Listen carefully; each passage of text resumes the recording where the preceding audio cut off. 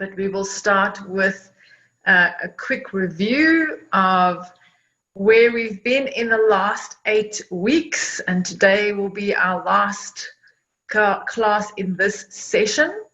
But if you are up for it, there will be more, and we will tell you as we go along. We've got a couple of new ideas, but we always are very happy to hear any ideas that you have or any topics that you might want us to cover in a new series. So in the last 8 weeks, we worked our way through what meditation is and what it is not, what benefits you might get from it, why it's a practice. You have to keep on doing it and doing it to get better at it. We learned about the stages of meditation so that you could know what to expect as you were getting better at it. We learned how to set both internal and external conditions. Then we had a surprise session and we added the book for you. So that's always something that's very useful and good to go back to. We spoke a lot about correct posture and how that will add to your meditation or how it might take away from your meditation and how to remedy those different bits of the posture. We spoke about the 4 steps, which is core to our lives, and we should keep on remembering to do that.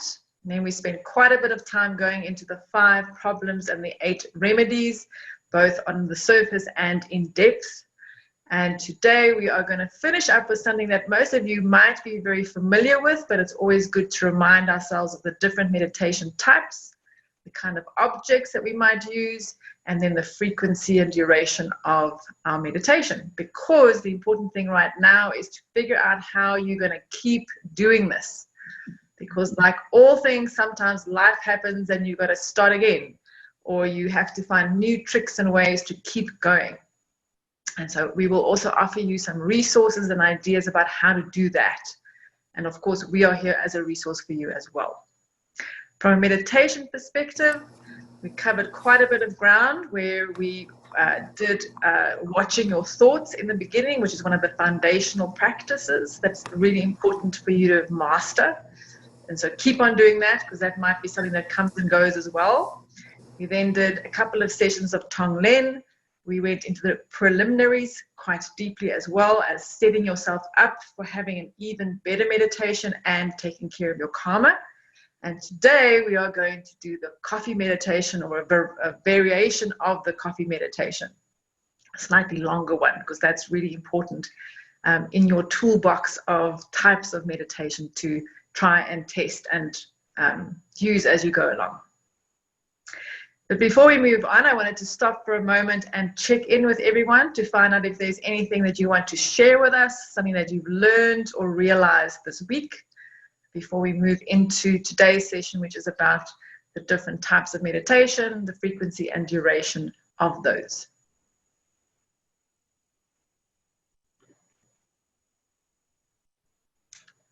Hi there, Linda, how are you?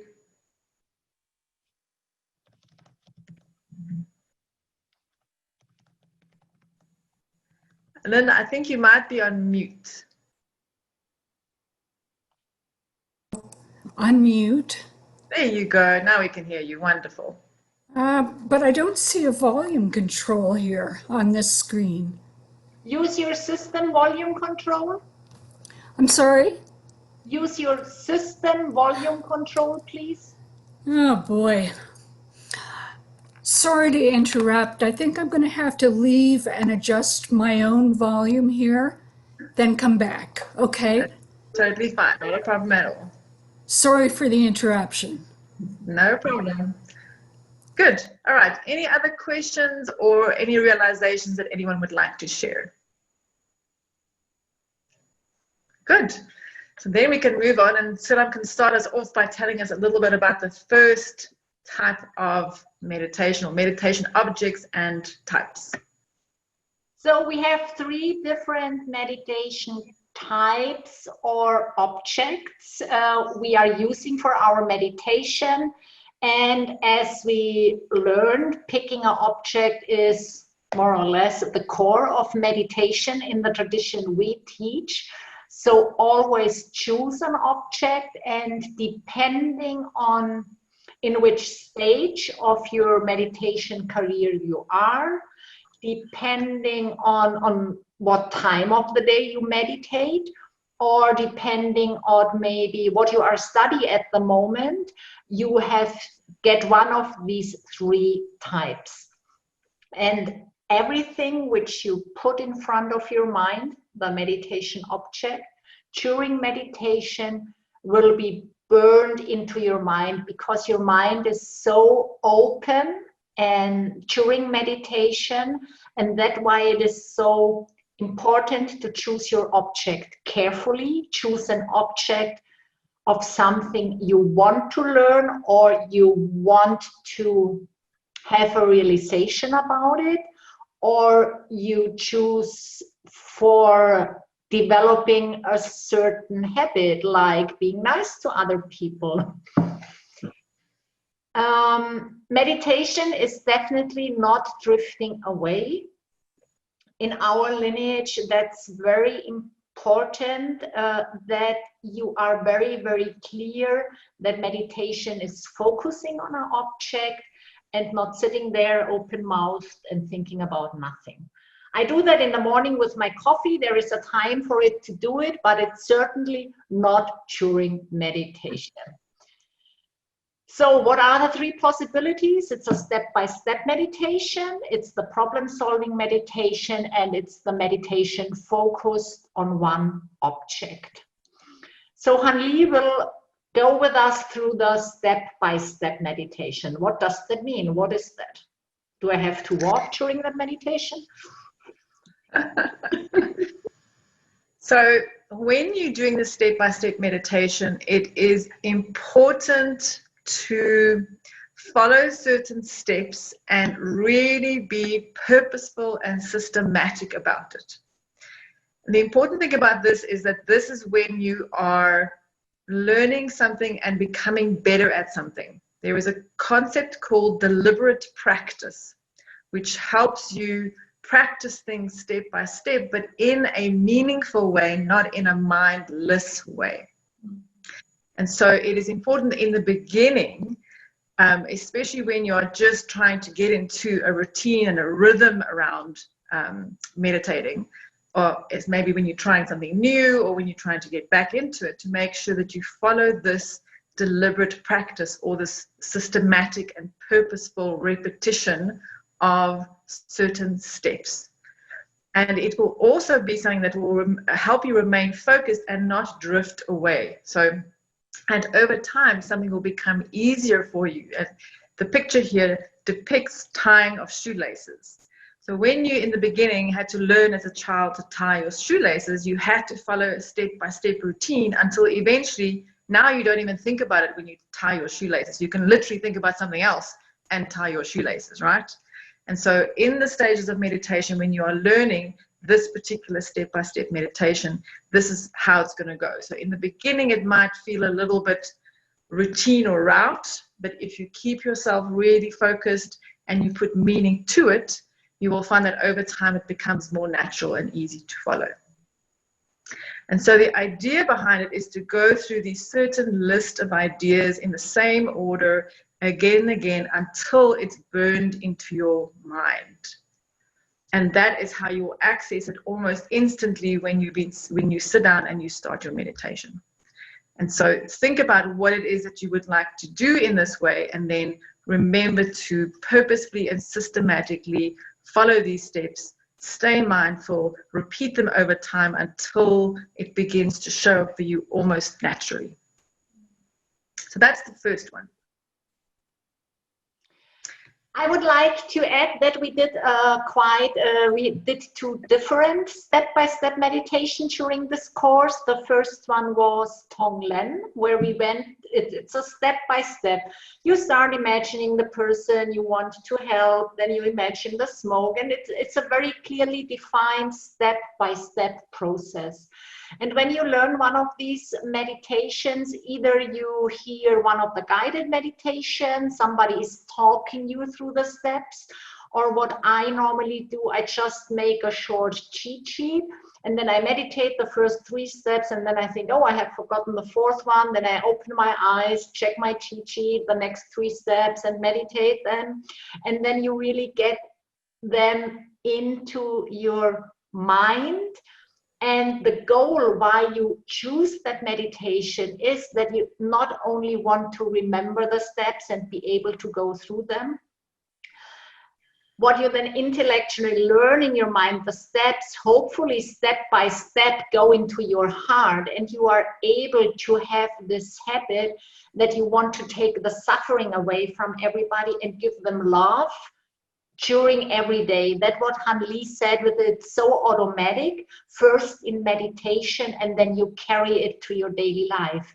So that's most of the step-by-step meditations we learn have this goal, that you go through it in meditation over and over again, that it really sinks into your heart and becomes a natural quality in your daily life. With the preliminaries, it's very similar. We have several steps, you go through it, and it's just a very, very nice way to take care of your karma before you start meditating, that you have a good meditation. Even if it is a mixture of different kinds of meditation. So it starts off with a single-pointed meditation, and then you go to rejoicing and confessing, which are step-by-step meditation. So it's a summary of all. You can also use the step-by-step meditation if you want to really learn concepts like, oh, I have forgotten the 4 steps. Then sit down, meditate, and just review mentally the 4 steps. That's also a step-by-step meditation, if you simply go over the 4 steps in your meditation. Yeah. Goody. The next one is the problem-solving meditation.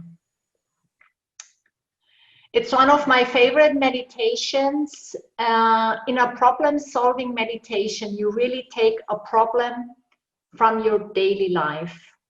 Like, I have a traffic jam every morning when I commute to my office.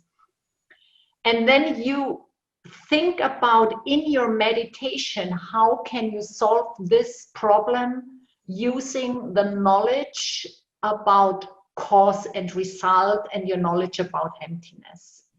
So that's problem-solving meditation. It's not problem-solving in the conventional way. So like, oh, do I need to take another route to the office that I can get there quicker? Or should I switch to the bus because then I'm not in the traffic jam? It's about solving problems with the knowledge of seeds and emptiness. And I really recommend to do this meditation on a regular basis, because then you also learn in the meditation to solve your problems using that knowledge. And then the more often you do it, it will be automatically in your daily life. That's what meditation is about. Learn something in meditation and then you apply it instinctively in your daily life because it's burned in your mind. Yeah. Next one. So the next one is focusing on an object. So that's the third type. And this might be what most people think about when they think about meditation, or what they think they know about meditation. And the goal of this is to focus your mind on a single object or idea or image and stay with it until you are completely connected with it. And that would be emotionally, intellectually, and spiritually, in every way connected to it. The first part of the preliminaries is a little bit like that when you are sitting with your teacher, if you remember. And you're bringing them to mind, you're really noticing things about them, what they're wearing, and over time you begin to be more and more connected with them. And so it is something that you can do with anyone that you know or love or has spent time with, or someone who has helped you. And then during this meditation, you will bring your attention to the face of this person, look them firmly in the eye, and really connect with them in your imagination. And the object of this meditation, for example, would then be the love that this person might feel for us, or we for them. And you will find that when you do that, the world begins to disappear a little bit, and you begin to be super, super focused on this person, and all the details of them will come out much more clearly over time. So that is the third one. So, Sunam, I don't know if you wanted to add anything to that. I would like to add a false imagination I had about the one object meditation. I thought in the beginning, if it's one object and I'm meditating on my teacher, it's only when I look him in one point, like only looking in his eye is meditating on one object. And then later on I learned, no, the object is the teacher. So you are allowed, maybe you first you do the eyes and then you go to another quality or part of the body. So you can, if you do a one object meditation, it's a one object meditation if you focus over the time on different aspects of this object. So I don't know if you, but I made this mistake in the beginning that I had this impression it must be one small point I'm focusing on. But like with the teacher, the whole teacher is the object, and you can really have different aspects at different times in the meditation. Awesome. So we have the 3 different meditations. How are you now choosing which type of meditation you are doing today or for the next days? So the order is also the difficulty. So a step-by-step meditation is very easy for beginners. That's why we normally start with step-by-step meditations. There, if you do it on your own, you just need to have some kind of drive that you go through the steps, that you are not spacing out at one step, that you keep the rhythm, and to find a rhythm which is not too fast and not too slow. So this is really a good meditation for beginners. And the next one is then the problem-solving meditation, where you already have to have some kind of knowledge about the concepts in Buddhism, cause and result and emptiness, to be able to apply it.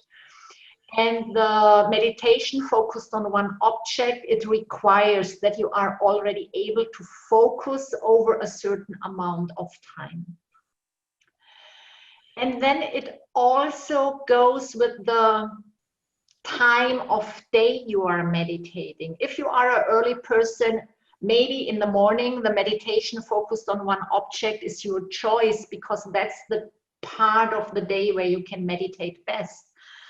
And the problem-solving meditation doing before you go to bed might not be the best, because maybe then you tend to drift into worries. So also experiment a little bit which type of meditation is for you perfect for the day of time.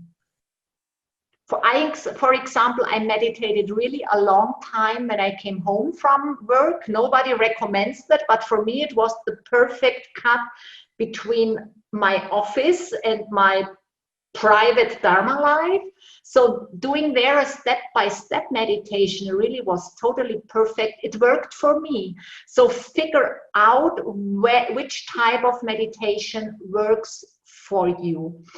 And if you started meditation with us in this course, also sometimes try a meditation focused on one object, but be careful how long. Don't get into it too long, because it really needs training in being able to focus.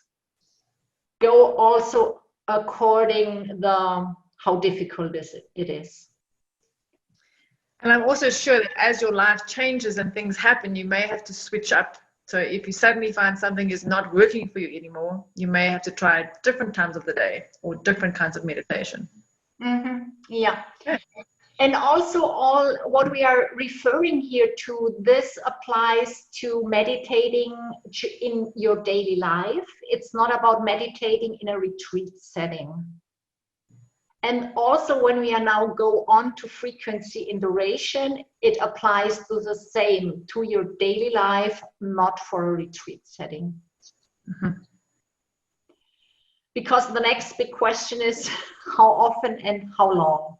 We touched it already a little bit in this course, and the most important thing is really take your ambition out. because it's so important that you are not developing an aversion to the pillow. You need to get off the pillow at a point where you still have fun meditating. So how I personally do it when I'm meditating and there is a point where I notice, okay, now it's getting hard to focus, or too many thoughts are coming in, what I need to do all day long or whatever. Or maybe it's one of these days, like for me, sometimes where you cannot sit still. I really sometimes have problem to keep my body under control. Then what I do is, if I have this urgency to get up, I go over the first urgency. I just tell myself, okay, that's normal. Just let's try it again. As we talk, I talk to my mind like to this puppy dog. Let's please try it once more. And then in my experience, often then I'm really able to go very good focused over 10 or 15 minutes. And when the second very urge comes to get up, then I get up. So I would recommend really, if this first thing comes up, now it's not working anymore, just talk to yourself, try it again. And even if it's only 1 minute, but most of the time, then really the good part of the meditation, in my case, shows up. And if the second part urge comes, then get up. And for me, that worked really good, that I don't develop an aversion against the pillow. If you look at your pillow, there must be the thought in your mind, it's beautiful. I want to go there, and not, oh no, knee pain or whatever. So really, please take the ambition out and try really always to get up before you are tired of meditating, in the sense of a tired mind or a tired body or painful body. And I think it also helps in times like that to be curious. And I think we said that a lot in the beginning. Be curious. What's happening? Why is this going on? What can I do? Maybe I'll change here or there, see if I can get past it. So remain curious. Don't become angry or frustrated. Or if you do, then again, like Sunam says, break the association, because you don't want to build the link between being frustrated and your meditation practice. Yeah. So, how often? Yes, and so how often? As we've seen in this series, we encouraged you to start with just 10 minutes and to add 1 minute a day, and we were very strict about that. And that is the trick with how often. It's better to do it more frequently for shorter periods of time than do it long and then stop for 3 or 4 days, and then long and then stop for 3 or 4 days. So the best habit is to do it every day, even if it's 5 minutes, because that's the thing that becomes the habit for you. And rather don't try and overdo it or be ambitious, and then for the next week you can't face it, or you can't do it because it was just too long, or you think it'll last that long. This is what I call habit snacking.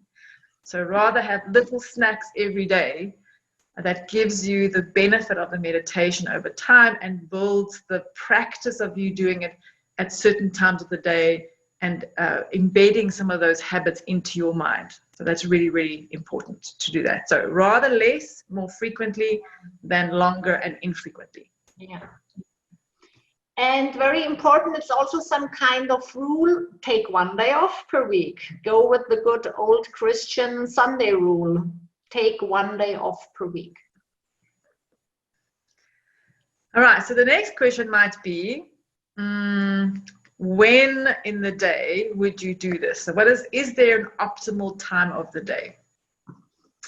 I think in the end, it's probably a personal preference, and Venerable Sunam has mentioned that sometimes for her it worked at the end of the day between her coming home from work. And so it really is about what works for you, and that's really important as well, because that will encourage you to do it more frequently in those little habit snacks. However, there is, in general, the rule that sunrise might be the best time for you to do that. Probably because in the morning your mind is still quiet and fresh, nothing has really interrupted you, you don't have all the thoughts of the day coming with you.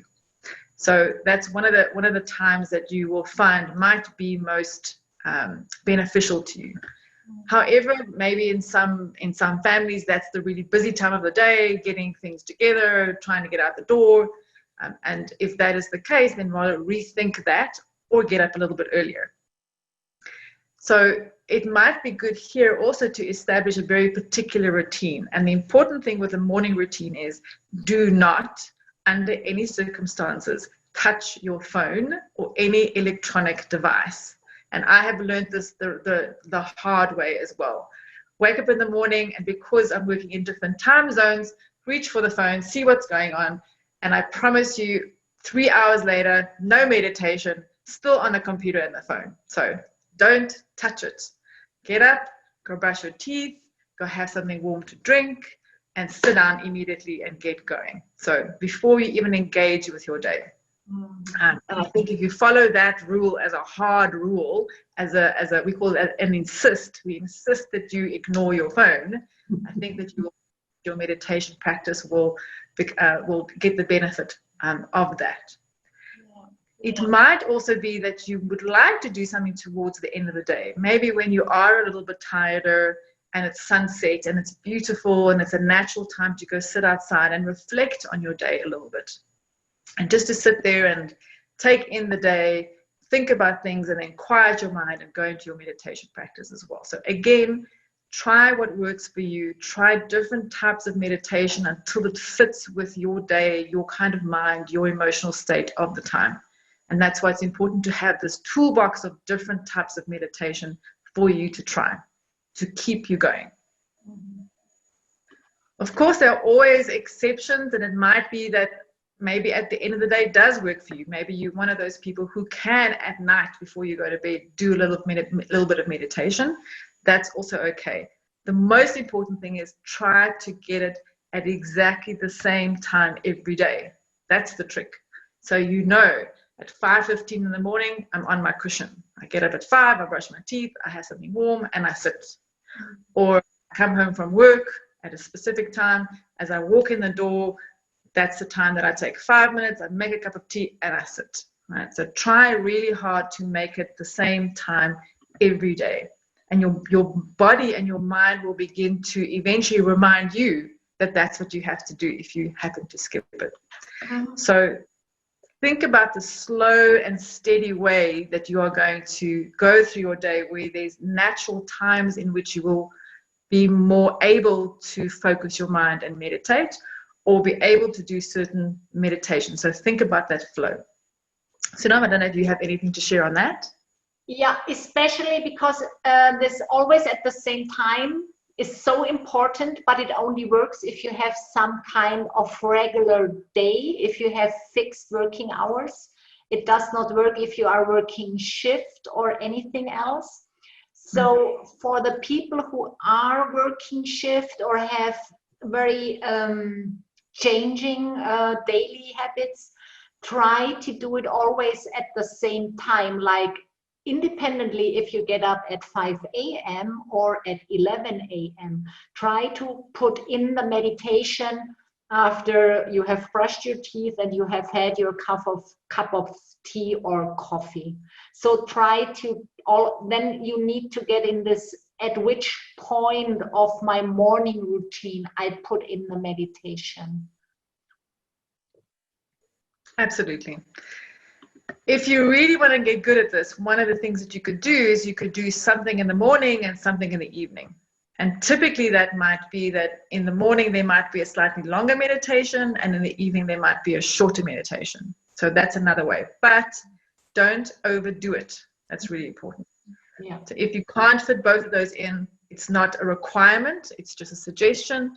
But if you get to a time in your life where you feel that that is what you would like to do to increase some of that meditation time, you can begin to break it up twice a day as well. So that leads us to the next question. So that's slow and steady. Find the routine and the rhythm in your day. The next question would be, how long? So Sunam, how long?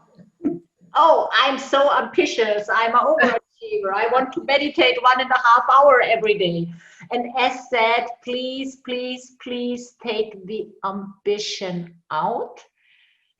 It's not good to develop the habit because, to be honest, who has 1.5 hours in the morning to meditate before you go to work? And the second one, we know and we learned in this course, and I hope you have experienced it, that the duration where you can really stay focused is quite short. It might be 2-3 minutes in the beginning. That's why we recommend to start with 10 minutes, because after 10 minutes, your mind is exhausted. And it's the same with, I love pasta. If you overcook your pasta, they are awful. They are, I don't have all the words in English, but they are too soft. They don't have any taste anymore. And it's the same. Your brain gets exactly in the state of this overcooked pasta. It's soft. It's not concentrated anymore. And the taste is old taste. And that's how your meditation is. And that's exactly what we want to avoid. Meditation is being focused, being curious, having interest in your meditation object. And if you meditate too long, you are producing exactly the opposite state of mind. And there are even there is one lineage in Tibet, they say only meditate 12 minutes. They recommend, even in retreat, only meditate 12 minutes, then you take 30 minutes or 60 minutes off, and then you meditate another 12 minutes. Our intention is to get the time where you can focus up to 45 minutes. If you meditate regularly, that is achievable. But start, and that's so important, with the duration. Only start with that amount of time where you can really focus, because then you don't have the problem which you reach when your mind is tired, that you get in the spaced out state, overcooked pasta state. Because then you have to apply the remedies for subtle sleepiness, because that is exactly the state of mind where your mind is in. And a lot of meditators think that if they are in this overcooked pasta state, that is the real meditation, because it feels so nice to be spaced out. And this is really something we need to avoid, that we think that is our goal. No, no, no. We have really the problem of the subtle sleepiness. I personally recognize it when I can really watch my thoughts getting slower and slower. And it's really effort to even move to the next thought. That's for me how I recognize it. And then especially if you are in the subtle dullness, also even if your mind, if your watcher notices it, you cannot even call the big guy, because you don't have the energy to do it and to do something about it. So that's why it's so important. Please adjust your duration as well. Take the ambition out. Really only sit on the cushion as long as you are able to focus on the meditation object, as long as you are able to even notice that you have a problem and that you can apply the remedies. A very, very good sign that you are meditating too long and that you are in this overcooked pasta status. If there is a noise, a loud noise, you get this thing, this is the best sign that you are in subtle dullness. So please start with this 10-12 minutes. And we are already, I think in the homework, we are already on 16 or 17 minutes. If you have the feeling this is too long, you cannot focus that long, maybe shorten it during the week, in the morning before you go to work, maybe do your 10 minutes and then try on the weekend. If you can, if you have slept a proper night, then maybe you are able to focus longer. So also adjust it how demanding your day is. And you know, if you are working all day long and not getting enough sleep, then it might be hard to meditate for 15 minutes. Maybe you need to cut down to 10 to get really be able to focus the whole session you are sitting on your cushion. So it sounds like, in summary, what we're trying to strive for is this combination of being relaxed and alert at the same time. So you're balancing that relaxed alertness the whole time. Yeah. So important things, just in summary, remember, every day, same time, if you can. As long as you can focus for that 10 minutes or 5 minutes, however much it is. So avoid going into overcooked pasta mode. Very important. And find the time of the day that works best for you and apply the kind of meditation or the type of meditation that makes the most sense for you in that day or in that week, or however your life is working. So play around with it until it locks down and works for you. Does anyone have any questions around any of these aspects that we've just discussed? Yes, go ahead, Linda. You'll have to unmute.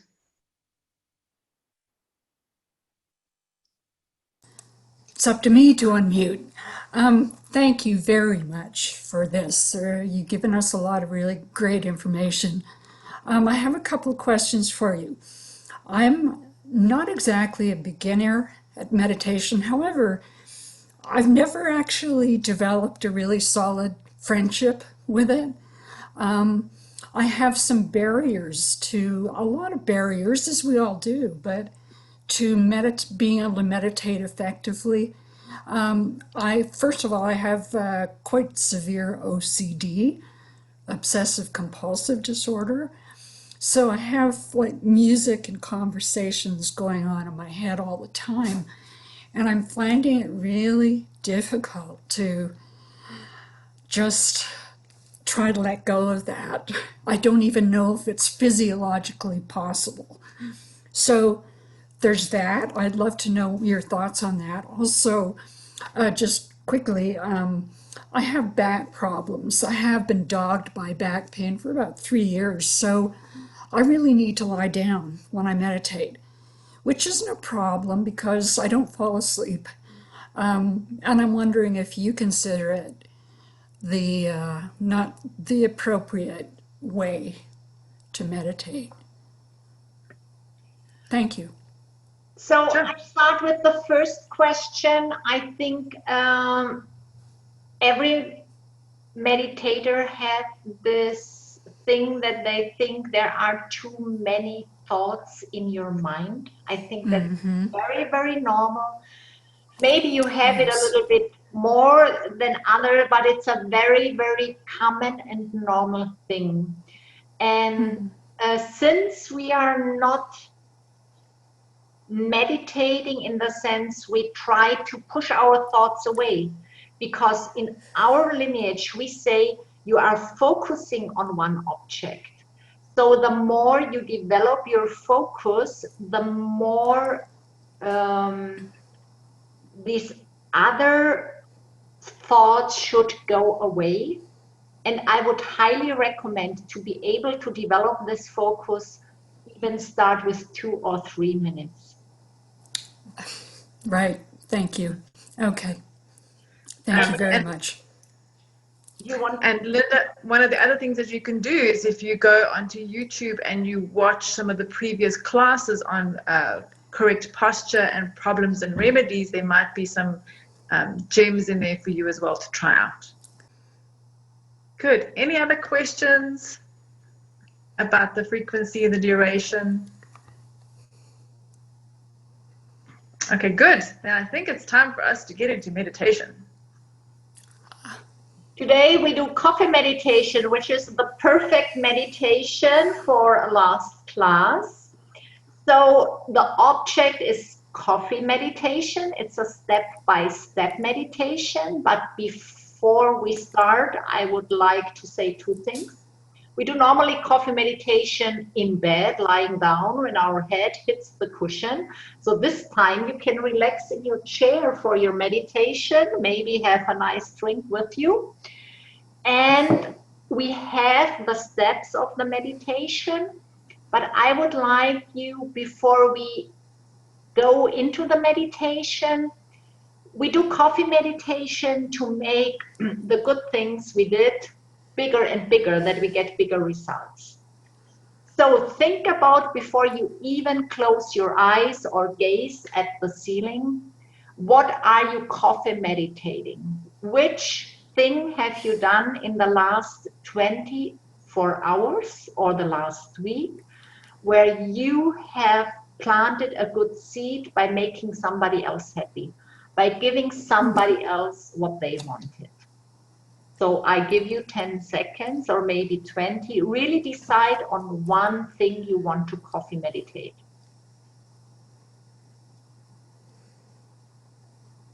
Great. And then before we start, just make sure that everyone's on mute so that we can have a nice quiet time. Thank you. Good. Then we start. Today we don't have the 8 posture. Just lean back, make yourself comfortable.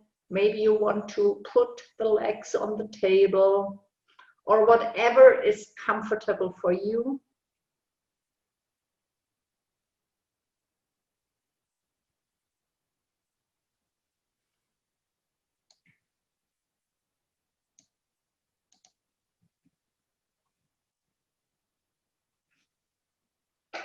If you do that in your bed before you fall asleep, it's okay if you fall asleep during the meditation. It's good because then you meditate for the whole night on your good seeds. And if you fall asleep now, no problem, I will wake you up at the end.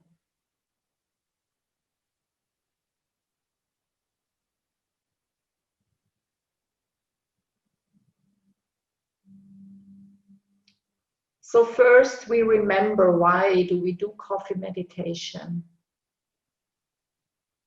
Because it's the most important step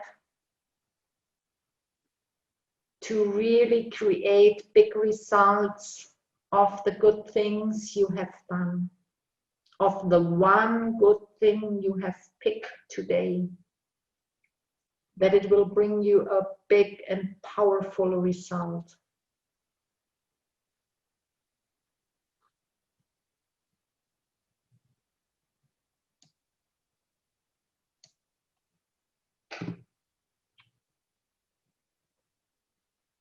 So replay the situation in your mind. Imagine the person you made happy.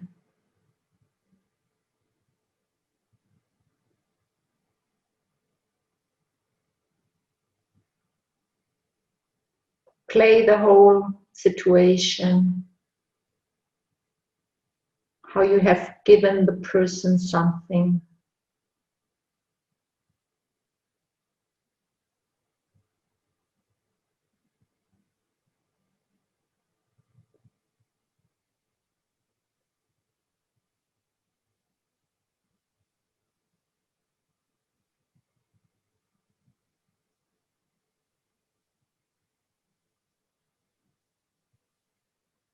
And then look the person in the eyes and see that they are happy.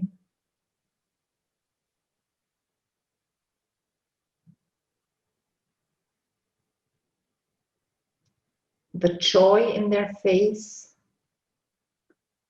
that another person has helped them.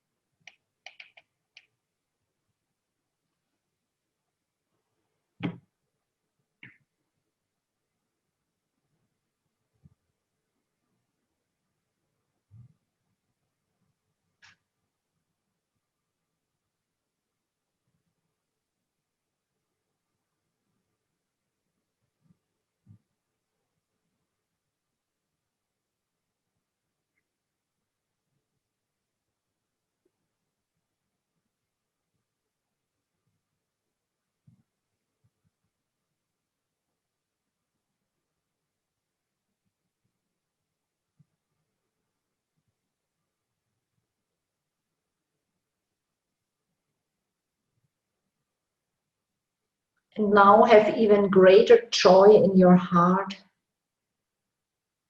that you have given somebody else what you want for yourself.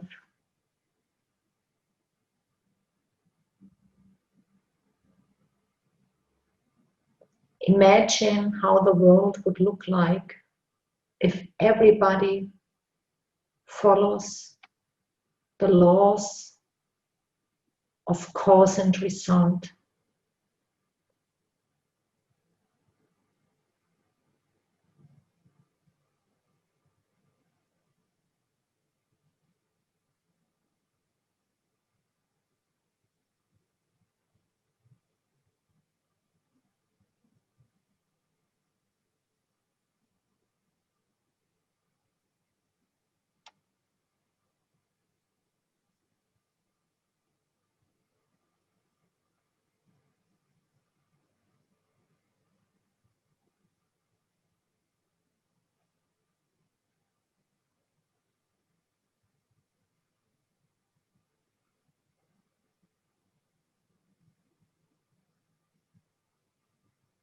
I hope you have a smile on your face seeing how the world changes by this one deed you did, if everybody would copy you.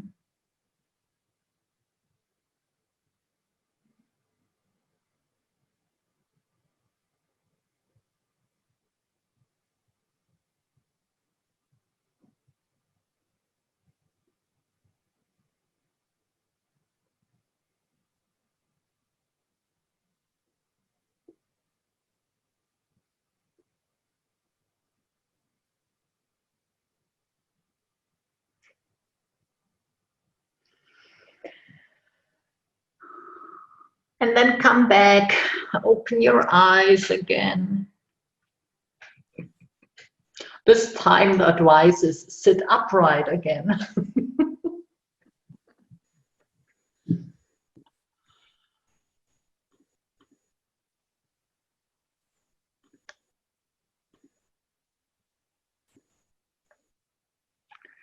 This is very beautiful if you do it every night before you fall asleep. And even if you fall asleep in the middle of the process, you first will have a beautiful night's sleep and you do your coffee meditation the whole night. So you're really watering your good seeds incredible long time. Thank you so much. Thank you. And so that brings us towards the end of our 8-week series. As I mentioned before, it's all on YouTube. If you want to go back, please feel free to go back and re-listen. We've split up the classes and the meditations into different recordings so that you don't have to go through the whole class to get to the meditation. So you can just cherry pick whichever ones you might want to be reminded of. The important thing, I think, is to keep going. And there are different resources that Sunam will share with you that you could keep on dipping into so that you can keep learning, keep doing it, and keep finding your way back to it again. I don't know if you have anything to add there in particular, Sunam? No, I just put that in the email when we send out the recording, really a list I would recommend. I think it's also important, that is one topic I forgot, when you pick your meditation object, how long do you stick to one meditation object? So there also find the balance. After 2 or 3 months with one meditation, just maybe pick another one because you learn something else with a new meditation. So that's why I would like to give you a list, and it also keeps you curious about the meditation. And there are so many beautiful meditations out there. Just expand your meditation objects and types, because that helps you to stick to your habit because you want to learn a new meditation, and also keeps you focused if you switch after several weeks to another meditation object, because it's just something new and you might be more interested in it again. And the last thing, and there's a question from Anna, thank you very much, about the Medicine Buddha retreat, which is coming up. And so you can already, the registration is open, so please feel free to register. There are 3 different packages that you can register for, which have different amounts of content or contact in them. The free one will have everything that you need to do the retreat during that period on your own, or maybe in your country there might be someone who is arranging for a few people to get connected, or you can do it in your own time. So that's the nice thing about that one. You don't have to do it for 10 days. You don't have to set aside 10 days if you don't have it. So you can either do it that way, or you can do it in your own time, spread over 10 weeks if you like. And then the other packages are just have the same amount of learning and content in it, but with extra pieces. So extra classes, yoga, Q&A sessions. And so those are things that you can look at on the website, which will explain to you exactly what's in each of those. Thank you so much. Oh, do you want to add something? No, I was just saying, on the website there are Q&As, but if you have specific questions, just reach out to us. All right. Otherwise, thank you very much, so teacher. much. I hope you might be able to bring back to your meditation or learned a few new remedies. So I hope your meditation improved. Let us know, and also, yeah, let us know what you're interested in, what we should do next. Thank you. And we'll let you know about the next thing that's coming up soon.